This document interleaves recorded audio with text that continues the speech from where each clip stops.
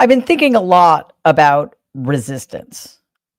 What is it? Is it one thing?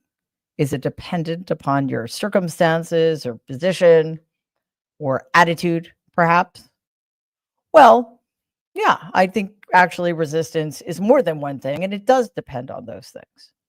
For example, if you're an elected official in the upper echelons of the United States government, resistance means opposing the other side at any cost if the other side is a fascist authoritarian regime that has as its agenda taking down American democracy and, in the process, making the lives of the American people insupportable. So, in that instance, your job is to have as your mantra never make common cause with fascists. Even if on occasion the fascists are willing to do something good, because that only gives them more power. That only gives them legitimacy and credibility. And we cannot have that. So, elected Democrats, do your fucking jobs. But what about people who have platforms who aren't in politics? Well, their job, their means of resisting is to be as loud and consistent and repetitive as humanly possible across all kinds of media they have access to. Their job is to be insistent that the purpose of having a platform is to protect those who do not have one, is to make it clear that the only thing that matters is the future of our democracy so that we can once and for all have a country that is truly representative of all of its people. That is the job. That is the form of resistance of those who have a platform.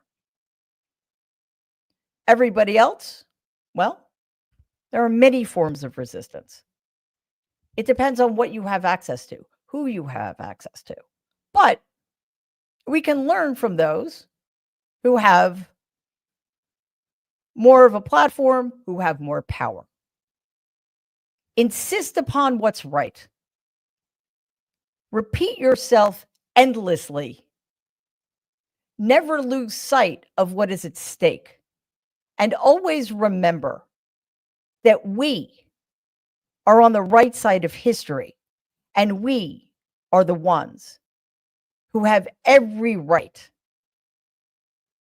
to be righteously indignant and to be angry in our righteous cause. Let's dive in.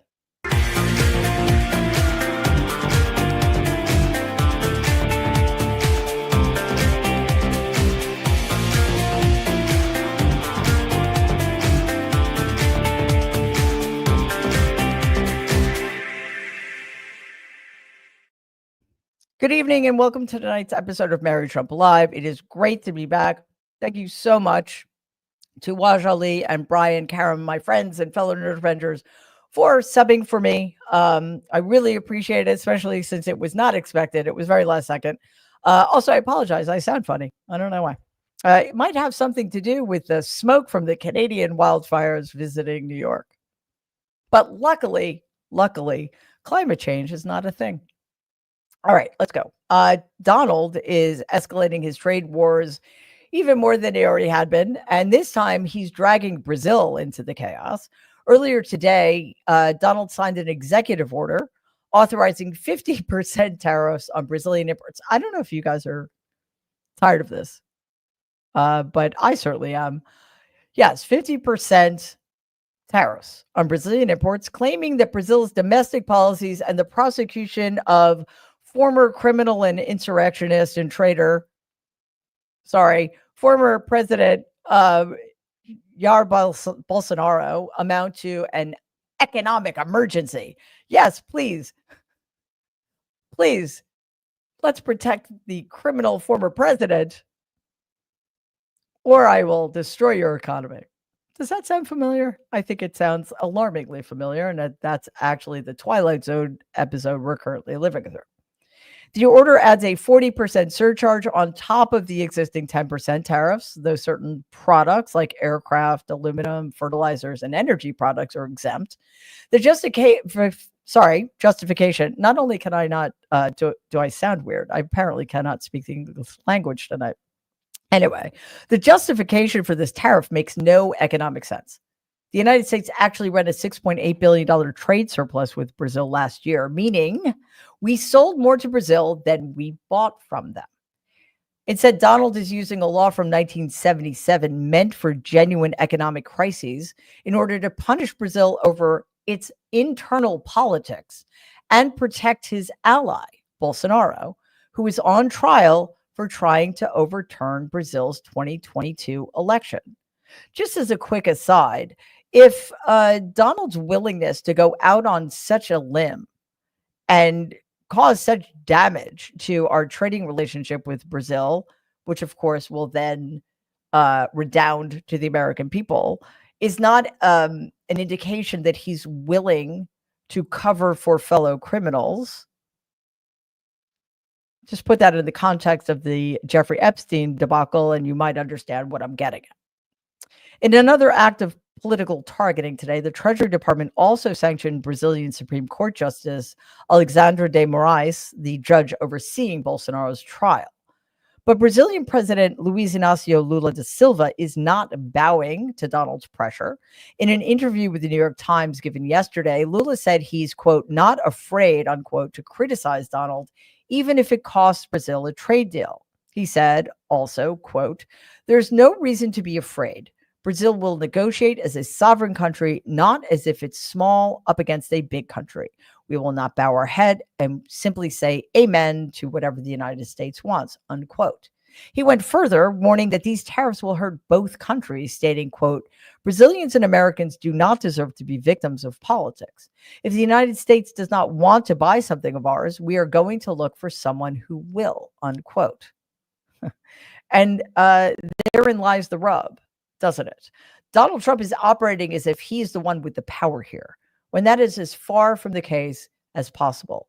China is waiting in the wings to swoop in where we fail, or I should say, where he fails.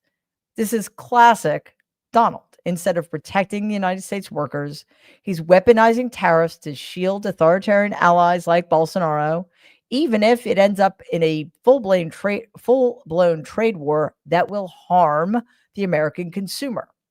Brazil is already threatening retaliation, of course, as it should. And Lula says if the United States closes its doors, remember what I just said? Brazil will simply pivot to China. Now, while Donald continues to make a hash of things abroad, he's not getting anything he wants domestically either. In what is sure to infuriate him, Jerome Powell announced today that the Fed would once again be holding steady on raising interest rates. Powell spoke before the press today, reiterating the Fed's benchmark and wariness about Donald's tariffs in fueling the interest rate hold. Take a look at what Powell had to say. At today's meeting, the committee decided to maintain the target range for the federal funds rate at 4.25% to 4.5%, and to continue reducing the size of our balance sheet. We will continue to determine the appropriate stance of monetary policy based on the incoming data, the evolving outlook, and the balance of risks. Changes to government policies continue to evolve, and their effects on the economy remain uncertain. Higher tariffs have begun to show through more clearly to prices of some goods, but their overall effects on economic activity and inflation remain to be seen. A reasonable base case is that the effects on inflation could be short-lived, reflecting a one-time shift in the price level. But it is also possible that the inflationary effects could instead be more persistent, and that is a risk to be assessed and managed. As always, Donald is the one shooting himself in the foot or cutting off his nose to spite his face, however you want to put it. He wants the Fed to lower interest rates, but they can't, specifically because of Donald's tariffs, which for reasons that escape me, he still does not understand. the Fed has to remain steady and not make any major changes because they're still waiting for the other shoe to drop. They're still waiting for the almost certain fallout from Donald's insanely high tariffs. So while Donald is desperate for the Fed to drop rates, Powell was asked about the pressure Donald has been putting on him. And here's what he had to say. President Trump has obviously invoked your name a lot. He has personally pressured you. Are you concerned the way that conduct might impact the Fed's independence going forward? I'll just say that, I think that having an independent central bank has been an institutional arrangement that has served the public well. And as long as it serves the public well, it should continue and be respected. Because of comments like that, because of Powell's unwillingness to bow down to Donald, because of Powell's willingness actually to do his job, which he seems quite adept at, we're probably going to have to start the countdown to Donald's firing him, despite the fact that it would be illegal for him to do so. Now, while that's going on, let's look at somebody who actually should be fired and is actually contemplating running for office. Today, it was reported that for the first time in his life, Pete Hegseth, tragically Secretary of Defense, might not re-up his position at the Pentagon. And MSNBC has that story. 6 months into a rocky tenure, Defense Secretary Pete Hegseth is reportedly thinking about a career change. According to two people who have spoken directly with him, Hegseth has privately discussed the idea of running for political office next year in Tennessee. The discussion centered on what it would take for Hegseth to run, with one person saying they discussed the eligibility requirements for a run, while the other said they talked about the realities of a campaign. Now, in a statement, the Pentagon's chief spokesman pushed back, calling the story fake and saying Hegseth's focus remains solely on serving under President Trump. I think the best way to get updates on whether or not Hegseth will run is to check in on his Signal chat. This story serves as yet another reminder that Donald will continue to put erratic, unqualified incompetence in charge of our country's most important agencies as long as they suck up to him. Hegseth is in charge of the Pentagon, but apparently doesn't want to be there. So Donald, just let him go. And, I was going to say appoint somebody qualified, but one, you don't know anybody. And two, that would be untenable because that would make you look bad. Then look, it would just make you look bad because you're an idiot. Anyway, in other election news, Kamala Harris made a statement today about her future political plans. Interesting. According to the LA Times, Harris released a statement today announcing that she will not run for governor of California. Her statement read in part, quote, "I love the state, its people, and its promise. It is my home, but after deep reflection, I've decided that I will not run for governor in this election for now. My leadership and public service will not be in elected office. I look forward to getting back out and listening to the American people, helping elect Democrats across the nation who will fight fearlessly, and sharing more details in the months ahead, et cetera, unquote." Okay. I don't have a lot to say about that except perhaps good. This raises the question of who will run to succeed Gavin Newsom when he concludes his second and, due to California's 2-term limit, final term as governor. It also fuels expectations that Newsom will run for president on the Democratic ticket. All right. Now, I said good that Kamala Harris is not running for governor of California. Perhaps I spoke hastily. I mean, I think that would not necessarily be a bad thing for the state, although I have certain thoughts about how she handled the post 2024 election loss. But let's be real. It's almost certain that a Democrat will win the gubernatorial race in California. So let's see if we have any other new potential up-and-comers in the mix. As for Gavin Newsom's potential run for president, and I would say that it's almost certain that he will run for president, I wish he wouldn't.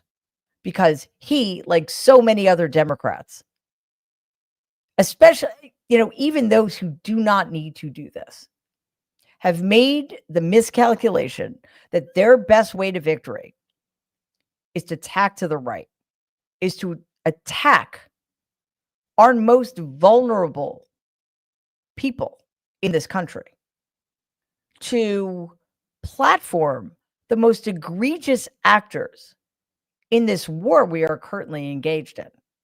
So never forget that Gavin Newsom decided that his best way to position himself for a presidential run was to attack trans athletes and to platform people like Charlie Kirk and Steve Bannon. So, with all due respect, fuck off.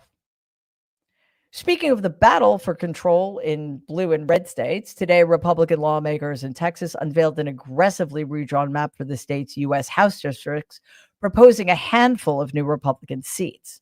The new map would give Donald exactly what he asked Governor Greg Abbott for: 5 additional Republican seats in Congress that would help Republicans keep control of the United States House after the midterm elections. In other words, as always, Donald basically telling us that he knows the only way he can ever win is to cheat.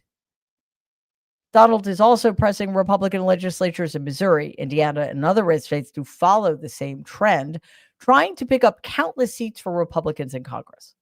Representative Vicente Gonzalez, a Democrat in a border district that is redrawn to favor Republicans, called the map, quote unquote, outrageously gerrymandered to create a Donald rigged district, saying, quote, when they know they can't win, they cheat, unquote. Yes, welcome to my family. That is literally, well, actually, it's not the only way Donald can ever win. He also wins when enough people are willing to sell their souls to enable him and help him out. Why? Because far too many people who are smarter and more powerful than Donald Trump have realized that they are of use to him. That's why. So, as Republicans try to rig elections, they're also endangering our health our health privacy, which is nothing new, obviously. Donald is officially pushing a new initiative for millions of Americans to upload personal health data and medical records on new apps and systems run by private tech companies, with the promise that it would be easier to access health records and monitor wellness. By the way, I don't live too far away from a bridge I am more than willing to sell you. Take a look at Donald's announcement to the press today. We're officially launching the CMS digital health tech ecosystem to give healthcare providers, insurers, and software companies the tools they need to empower Americans with a 21st century experience on health. The new standards will also make it simple for patients to access their own personal health records. I don't want to see mine, please. I don't want to see. I don't know about you. They have all sorts of things, sir. They can tell you exactly what your problem is going to be in 6 years. We can do it. They have all these different things. I don't know if they work or not, but I didn't want to hear it. I didn't want to hear it. If they got a problem, I don't want to know about it right now.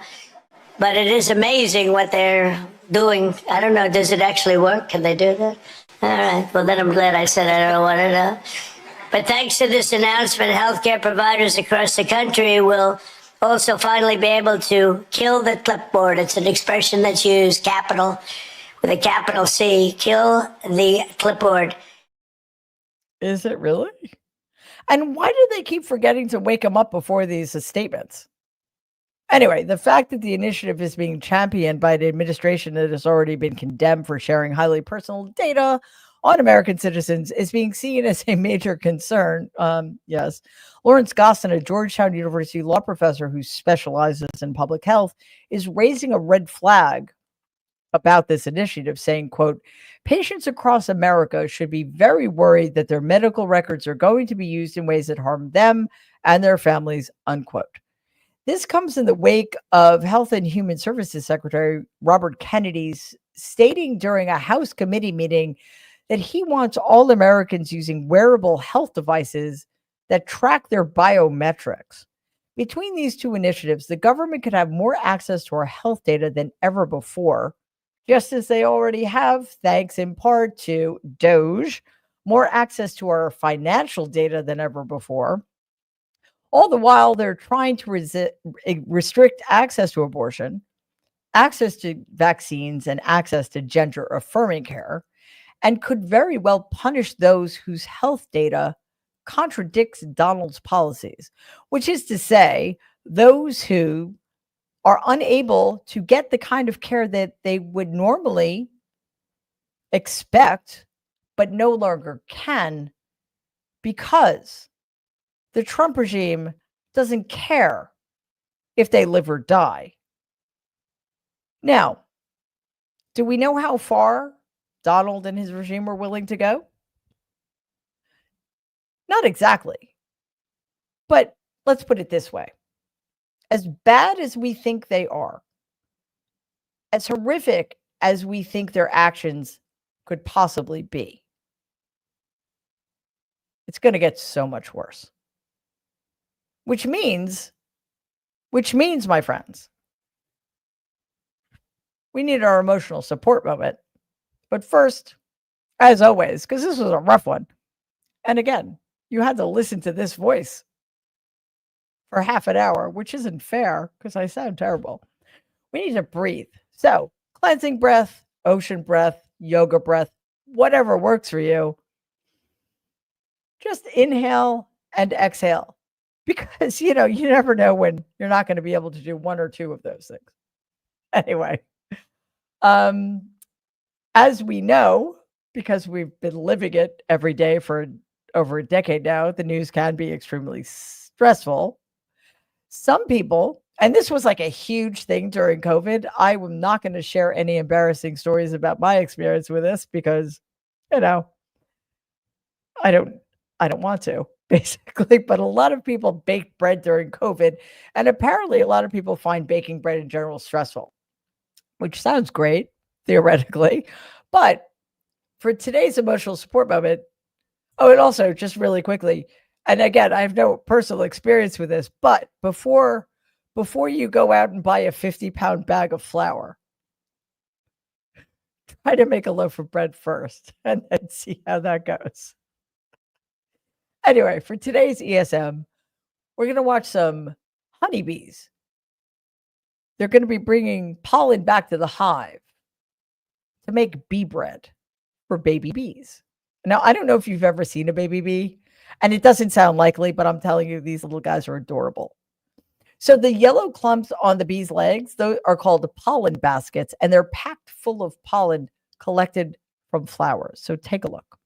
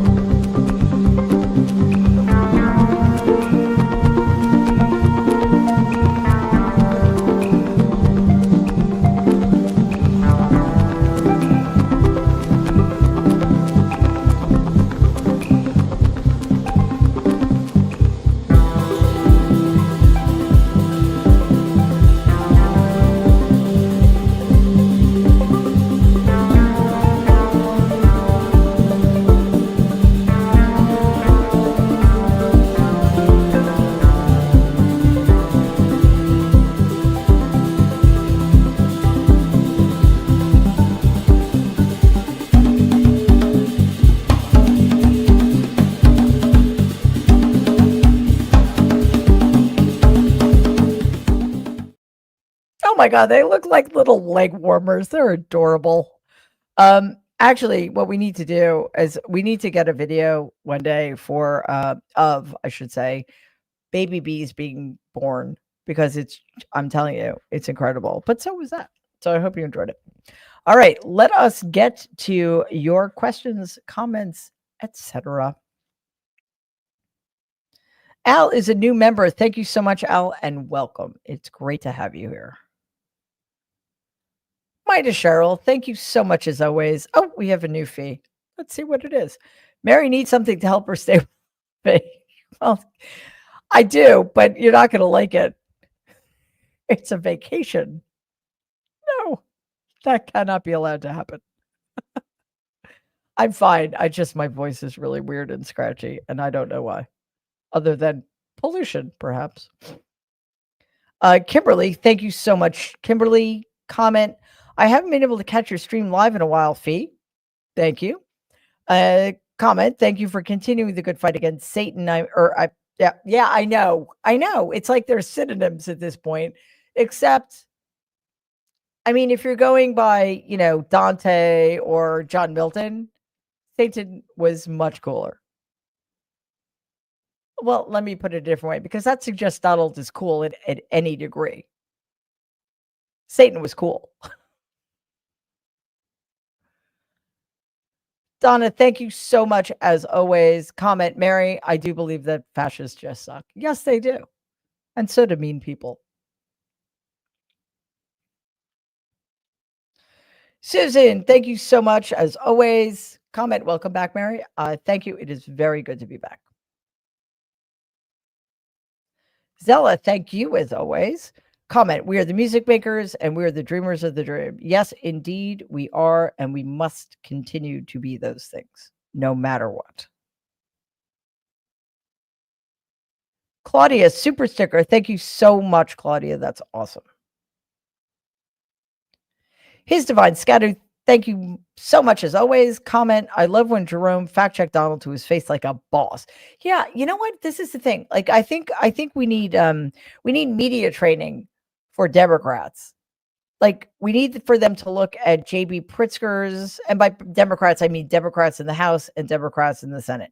We need them to look at J.D. Pritzker's speeches. We need them to look at the way Jerome Powell handled Donald in real time while Donald is standing right next to him. Get a grip, guys. Come on. It's all out there for you. You could also watch our stuff, if you're so inclined. In the middle of nowhere, thank you so much as always. Comment, I read that coffee is going to cost more due to poor weather causing a smaller than usual coffee crop. Perhaps Starbucks should ask for a tariff carve-out. I'm sure they already have. And I wouldn't be surprised if they donate enough money to Donald's presidential library that they'll get it. Or they could just give him suitcases full of cash, because he accepts those too. Mary, thank you very, very much. Oh, a Twilight Zone fee and 3 cat emojis. I won't let my cats watch the Twilight Zone because it's too scary. For them, not for me. Rock and Steady, thank you so much as always. Question, hypothetically speaking, if Donald was impeached or removed from office, would a Vance administration be any better? Both make me ill. Thank you. No, because we are way too far down that slippery slope. We are way too far through the looking glass. We have to. This is so important for people to understand, and this is one of those things that needs to be repeated. Donald isn't the problem anymore. The entire mechanism has been put in place. They have completely restructured the government. Yes, right now in service to him and keeping him out of prison and protecting him from the truth about him. And in order to give him free reign to do whatever he needs to do to stay in power and get richer and richer and richer by the minute. But also in service to keeping the fascist Republicans in power in perpetuity. So yes, in fact, in some ways, the Vance administration might be worse. Why? Because Vance he has no charisma. I know Donald does. Yeah, sorry to tell you, but he does for many, many people. Vance has none. So their situation will become even more dire, and they will need to take even more drastic measures in order to make sure that Republicans stay in power. So look to bad actors like Peter Thiel, David Sachs. Look for Elon Musk to make another play.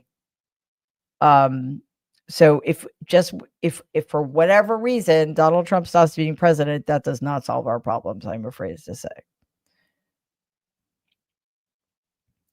Susan Thompson, again, thank you so very much. Gifted 5 Mary Trump Media memberships. That's awesome. Thank you. Jacqueline, thank you so much. Question, Mary, I'd like to hear more of your thoughts on the virtual disappearance of Kamala Harris post-election loss. I'm gonna keep it really simple. Yes, Kamala Harris disappeared for about 5 months. I don't know why. All I am going to say about that is that the rest of us showed up to work the next day.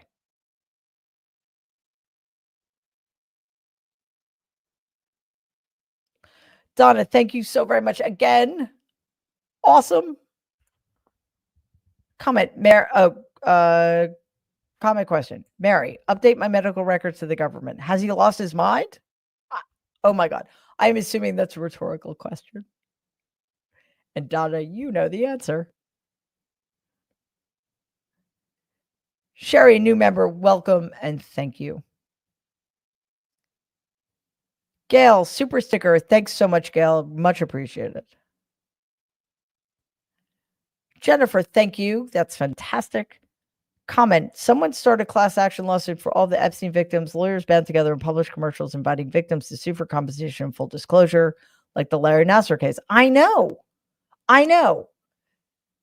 It's just incredible how creative the vile miscreants and lickspittles in the Trump regime are, and how difficult it is for those on the right side of things to figure out how to counter them at every turn. It's just amazing to me. But yes, I mean, maybe somebody else is thinking about that. I don't know.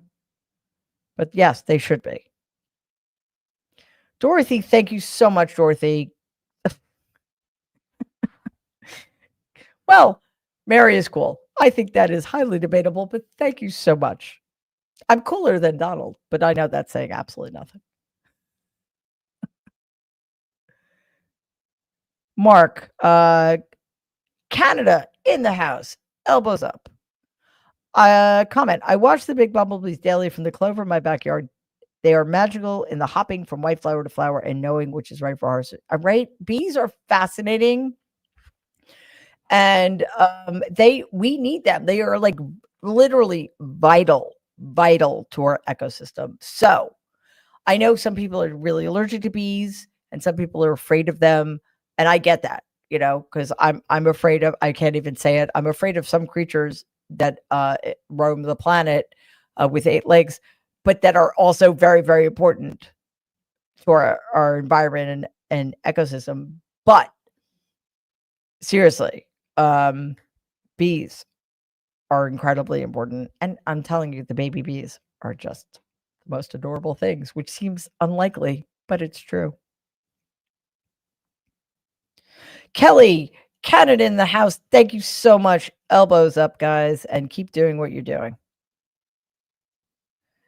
Mrs. Natnat, thank you very much for that comment. It's almost the end of Disability Pride Month. It's been a good one. Happy Disability Pride Month. Yes, everybody, happy Disability Pride Month. And I'm glad you reminded me because, I think it's really important that we give a shout out to all of the extraordinary people who have dedicated their careers to making sure that disabled people in this country have rights, because that did not used to be the case. To all of those extraordinary people at the disability section of the Civil Rights Division of the Department of Justice who stayed to fight the good fight as long as they possibly could until this fascist Trump regime made it impossible. We owe them a debt of gratitude that we can literally never repay. So thank you for reminding me. And thank you to all of those people who sacrificed so much to dedicate themselves to a cause that is vitally important to this country. And yet, without anybody really noticing, is being decimated. So maybe in honor of Disability Pride Month, the best thing to do would be to make sure that we continue to shine a very bright light on this issue and elevate the stories of those who have done so much to change the trajectory of the lives of the disabled in this country. So thank you for that. Be best, LOL.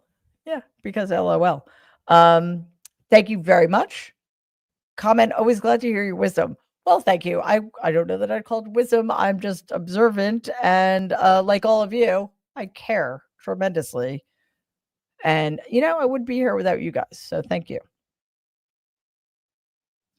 And finally, Elaine, a super sticker. Thanks so very much, Elaine. That is great.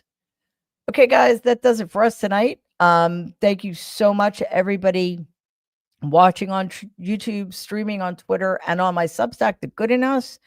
To all of you who joined as new paid subs to YouTube, to everybody giving memberships away, to all of our super stickers, to everybody giving us gifts. It is so incredibly important, and we so appreciate it. Thank you. And of course, to our amazing moderators who do this out of the goodness of their hearts, and it is not an easy job, I assure you. So if you enjoy this community, you have them to thank. If you feel safe here commenting, you have them to thank. And I thank them as well. Also to my absolutely amazing team who, as always, is negotiating some tricky scheduling issues because either I'm traveling or I keep getting sick. It's, but yes, I have to stop getting sick. That's for sure. I'm not sure if I can stop traveling, but that's my hope, because again, someday I would like to take a day off, because everybody should be able to do that. Anyway, I mean, a day off that doesn't require being sick or traveling. Anyway, I think it's Wednesday. Yeah. So I will be back with you tomorrow night at 6 p.m. Eastern for Mary Trump Live. And at 7 o'clock, we have our banned book club with our paid subscribers who are at that level of membership. We are doing Toni Morrison's The Bluest Eye. I'm so excited about it. So to everybody who's coming, can't wait. And to anybody who's interested, all you need to do is go to the homepage on our YouTube page and just look at subscriptions, and it will show you all of the different levels at which you can join. And, if you want to come tomorrow night, become a member. That would be amazing. All right. I will see you all tomorrow night. Oh, wait, one other quick thing. We're like closing on 500,000 subscribers. So the easiest way to support us is subscribe to our channel. It's free, and it gives you access to all of the videos on our homepage. The second best way to support us is check out all of our recorded videos. They drop every single day. Like them, share them, comment on them. And again, check out the paid memberships. I think you might find them of interest. So I will see you tomorrow night at 6 p.m. Eastern. And for those who are members, at 7 for the book club. In the meantime, everybody, please stay safe and be kind. Good night.